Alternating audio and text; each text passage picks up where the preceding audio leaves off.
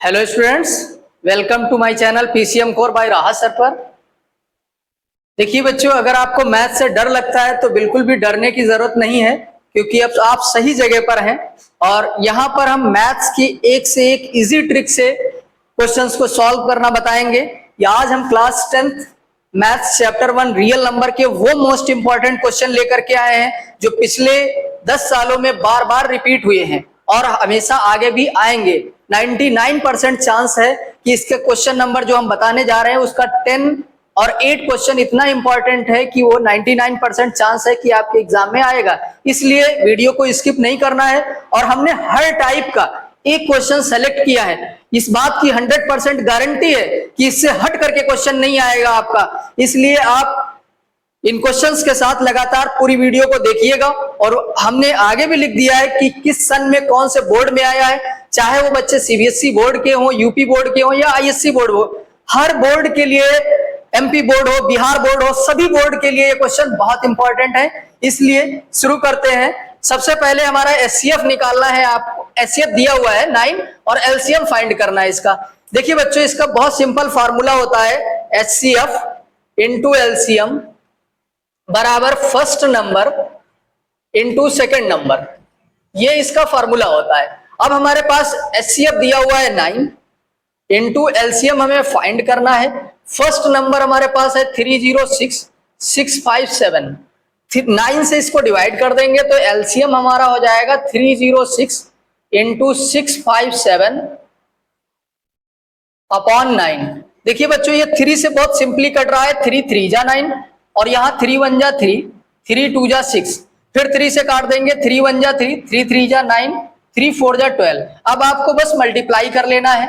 34 into 657, इसको multiply करेंगे तो आंसर आएगा 22338। यही हमारा आंसर है। इसको कर ले। ये बच्चों नेक्स्ट क्वेश्चन हमारा है मोस्ट इंपॉर्टेंट। इस क्वेश्चन की तो हम 100% गारंटी ले रहे हैं कि prove that root 5 is an irrational number. ये हमेशा ही क्वेश्चन पूछा जाता है। बस इतना हो सकता है रूट 5 की जगह पर 3 आ जाए, रूट 2 आ सकता है, रूट 7, इसके अलावा कुछ नहीं आएगा। तो आपको 5 की जगह पर 3 रख देना या 2 रख देना या 7 रख देना, उसी के अकॉर्डिंग सॉल्व कर लेना है। बाकी इस बात की गारंटी है कि 100% क्वेश्चन आपके एग्जाम में आएगा। देखिए यूपी बोर्ड में कितनी बार पूछा गया है, सीबीएसई बोर्ड में भी बहुत बार पूछा गया है और आईएससी बोर्ड में भी पूछा गया है।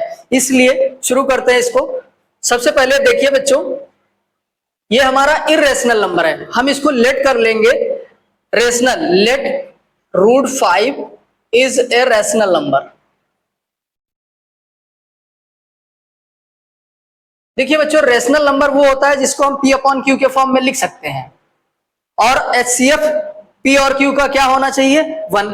तो हम इसको चाहे P अपॉन Q लिखिए या A अपॉन B ले लें। तो हमने इसको A अपॉन B ले लिया और A और B हमारे को प्राइम नंबर हैं। क्या है? A एंड B को प्राइम नंबर।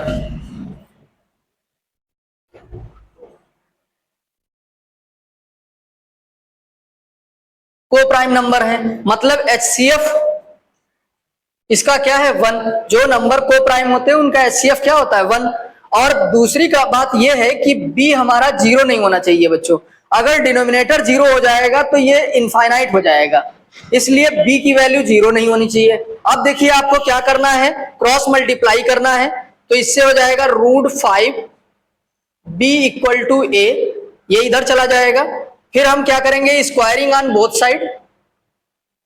यहां पर स्क्वायरिंग ऑन बोथ साइड,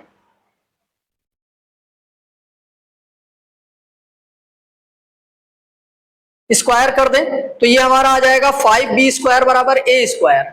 बच्चों इसको हम इक्वेशन 1 दे रहे हैं। और देखिए अगर 5 को डिवाइड में भेजें तो हम कह सकते हैं A square is divisible by, A square is divisible by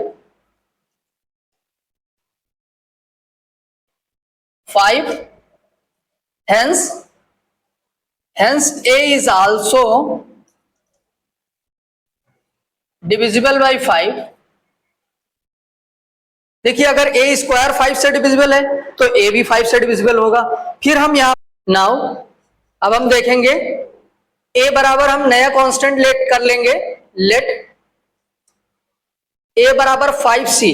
बच्चों अगर यहाँ पर 5 है तो हमने 5 लिया है, अगर 3 होता तो 3 ले लेते, 2 होता 2 ले लेते, 7 होता तो 7 ले लेते। अब हम इसको क्या करेंगे, फिर squaring on both side,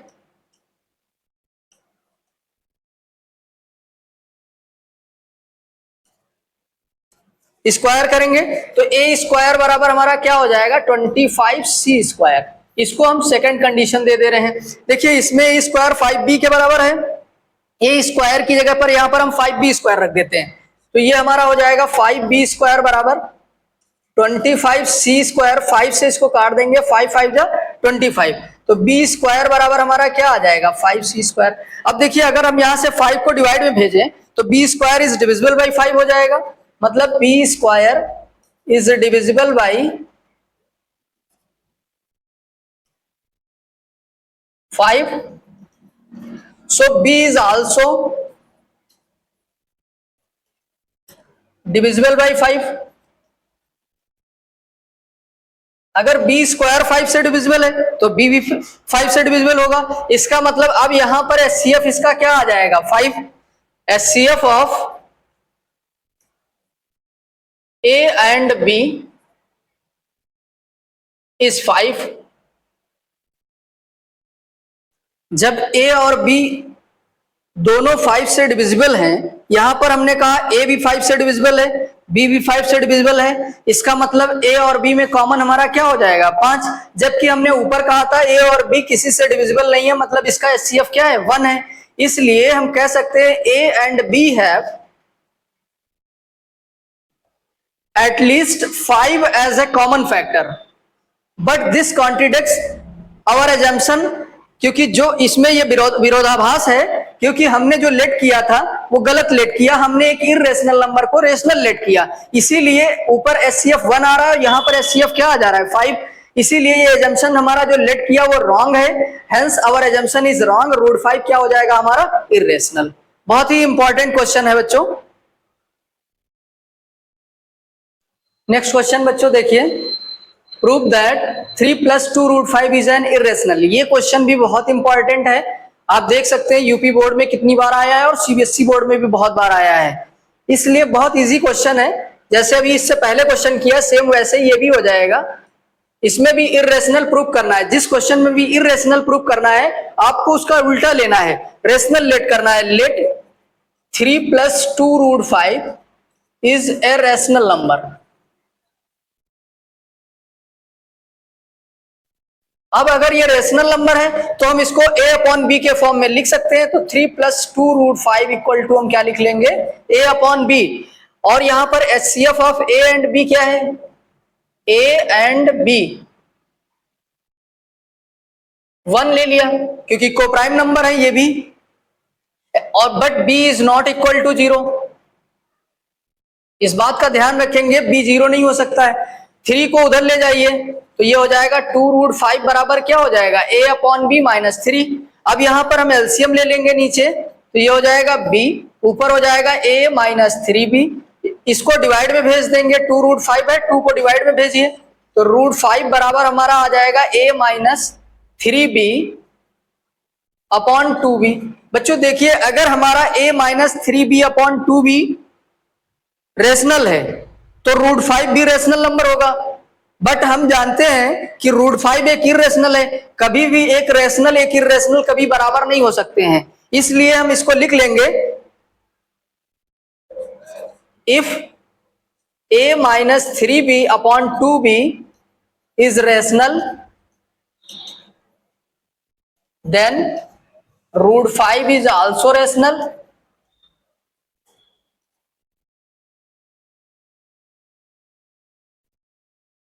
But we know that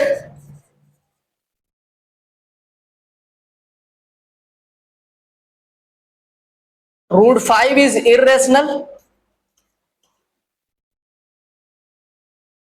so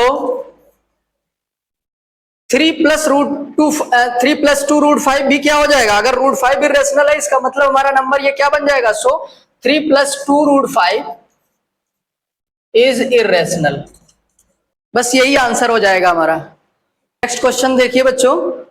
कहा है express the number 156 as a product of its prime factor. बहुत इजी क्वेश्चन है और बहुत बार पूछा गया है। देखिए सिंपल है, 156 के आप प्राइम फैक्टर कर लें, जैसे एलसीएम निकालते हैं 156 के, क्या हो जाएगा, 2 से ये कट जा रहा है, 2 7 जा 14, 2 8 जा 16, फिर 2 से कट जाएगा, 2 3 जा 6, 2 9 जा 18, 3 1 जा 3, 3 3 जा 9, अब ये 13 से कट जाएगा, 13 1 जा 13। तो हमारे 156 के टोटल फैक्टर क्या हो गए, 2 इंटू 2 इंटू 3 इंटू 13।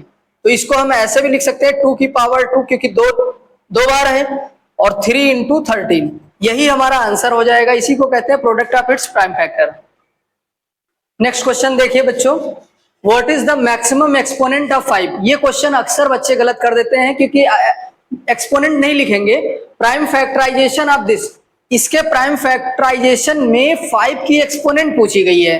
तो करेंगे क्या, देखते हैं। ये भी क्वेश्चन जो है हमारा सीबीएसई और आईएससी बोर्ड में आया हुआ है। 375 के हम क्या करेंगे, जैसे एलसीएम निकालते हैं वैसे प्राइम फैक्टर निकाल लेंगे 3750 के। देखिए बच्चों, अगर किसी नंबर के लास्ट में 0 आए या 5 आए तो ये पक्का है कि वो 5 से कट जाएगा। तो इसको हम सबसे पहले 5 से काटेंगे, 5 7 जा 35, यहाँ 2 बचा, 25, 5 5 जा 25, कैंसिल हो गया।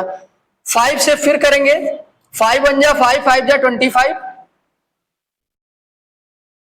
और ये क्या रहा 0। अब ये फिर 5 से जा रहा है, 5 3 जा 15, फिर 5 से जाएगा, 5 6 जा 30। अब 5 से नहीं जाएगा, 2 से काट देते हैं, 2 3 जा 6 और 3 1 जा 3। तो देखिए इसके प्राइम फैक्टर क्या हमारे हो गए, 3750 बराबर 5 इंटू 5 कितनी बार है, 4 बार है, और 2 इंटू 3 है। तो हम इसको ऐसे भी लिख सकते हैं 5 की पावर 4 इंटू 2 इंटू 3। तो देखिए बच्चों एक्सपोनेंट कितना आया, तो हम लिख देंगे the exponent of 5 is, the exponent of 5 is क्या है, 4।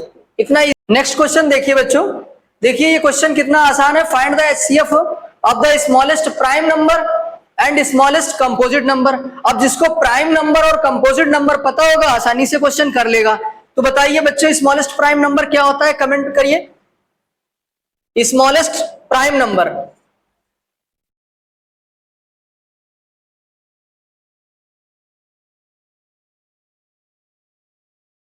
टू होता है।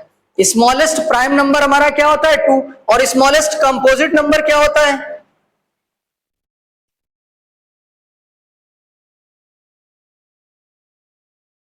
4 होता है।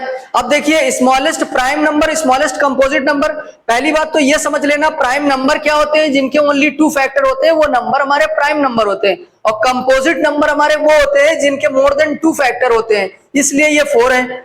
अब देखिए बच्चों इनका जो है एलसीएम जैसे निकालते हैं वैसे इसके प्राइम फैक्टर देख लिए।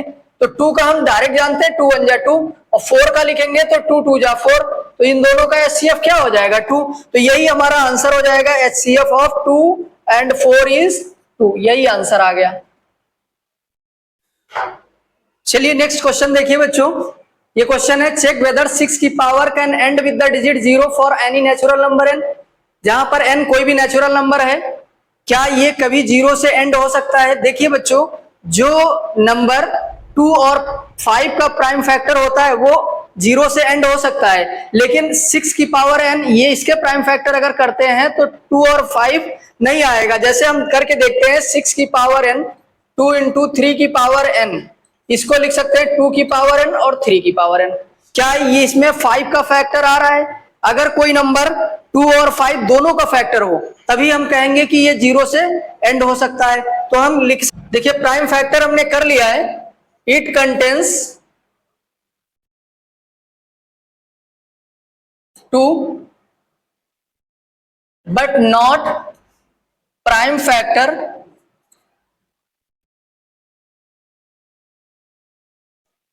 5। इसमें 2 का तो प्राइम फैक्टर है, it contains 2 but not prime factor of 5। So it can not be and with the digit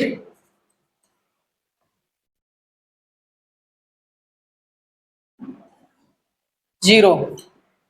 इसलिए ये कभी भी 0 से एंड नहीं हो सकता है। बहुत बार पूछा गया है, यूपी बोर्ड में भी आया है कई बार, सीबीएसई में भी बहुत इंपॉर्टेंट है। इस टाइप का एनसीईआरटी में एक क्वेश्चन है 4 की पावर n, बताना है क्या ये 0 से एंड होगा। आप लोग बताइएगा कमेंट बॉक्स में कि यस या नो। नेक्स्ट देखते हैं बच्चों, 3 बेल्स हैं, एक दिया हुआ है टोल एट इंटरवल 20, 25, 30, मतलब अलग अलग इंटरवल पे ये जो है बजती हैं इतने मिनट्स पे। और if they toll together 12 PM, एक साथ जो है तीनों बेल 12 बजे जो है बजती हैं, तो कहा है at what time will they next together, मतलब कितने टाइम बाद फिर से रिपीट होकर के वो एक साथ बजेंगी, ये बताना है। देखिए बच्चों, कभी भी टुगेदर का केस आए कि कोई चीज एक साथ हो रही है, दौड़ रहे हैं, तो एक साथ कितनी बार देर बाद मिलेंगे, जैसे 2 या 3 लोग एक सर्कुलर राउंड में चक्कर लगा रहे हैं तो एक साथ कब मिलेंगे। ऐसे क्वेश्चन अगर कोई आते हैं तो उसमें आपको सिंपल कंसेप्ट है कि आपको एलसीएम निकालना है और कुछ नहीं करना है, सिंपली हम इन तीनों का क्या करेंगे, एलसीएम निकाल लेंगे। तो टेकिंग एलसीएम ऑफ 20, 25 और 30, सबको आता है एलसीएम निकालना, कोई बहुत मुश्किल चीज नहीं है। तो 20, 25, 30 इन सब का एलसीएम निकाल लीजिए। 5 से कट जाएगा, 5 4 जा 25, 5 जा 5 6 जा, अभी भी 5 से कट रहा है 4 और 5 1 जा 6, और फिर जो है ये हमारा 2 से कट जाएगा, 2 2 जा 4, 1 बचा, 2 3 जा 6, अभी भी 2 से जा रहा है, 1 बचेगा 3, ये सबको आता है, 3 से कट जाएगा, 3 1 जा 3। अब बच्चों क्या करेंगे, इन सबको मल्टीप्लाई कर लेंगे, तो एलसीएम हमारा हो जाएगा 5 into 5 into 2 into 2 into 3, multiply करिए, 5 5 जा 25, 25 2 जा 50, 50 2 जा 100, 3 जा 300, ये हमारा कितना आ गया, 300 मिनट आ गया। ये जो है हमारा 300 मिनट आ जाएगा। अब हमें करना क्या है, आवर में चेंज करना है। इस मिनट को आवर में चेंज करेंगे तो क्या हो जाएगा, इसको हम 60 से डिवाइड कर देंगे, 300 डिवाइडेड बाई 60, ये हमारा क्या हो जाएगा, आवर में आ जाएगा। ये हमारा 300 मिनट था, और इसको आवर में ये 0 0 कट जाएगा, 6 5 जा 30, तो ये हमारा क्या आ गया, 5 आवर। अब देखिए बच्चों, एक साथ पहले कितने टाइम पर बज रही थी, 12 बजे, तो अब हम 12 में क्या करेंगे, 5 आवर ऐड कर देंगे। तो जब 5 आवर ऐड करेंगे तो 12 के बाद ये कब बजेंगी जाकर के, 5 PM पे, 12 5 17, मतलब ये हमारा 5 बजे जो है फिर से एक साथ दोनों बेल बजेंगी। चलिए बच्चों, नेक्स्ट क्वेश्चन हम देखते हैं। ये कहा है कैन 2 नंबर है 500 एचसीएफ और 2400 एलसीएम, क्या 2 नंबर का एचसीएफ 500 और एलसीएम 2400 कभी हो सकता है। देखिए, अगर एलसीएम एचसीएफ से पूरी तरीके से डिविजिबल होगा तो हम कह सकते हैं कि ये एचसीएफ हो सकता है। मतलब LCM, if LCM is completely divisible, if LCM is perfectly divisible,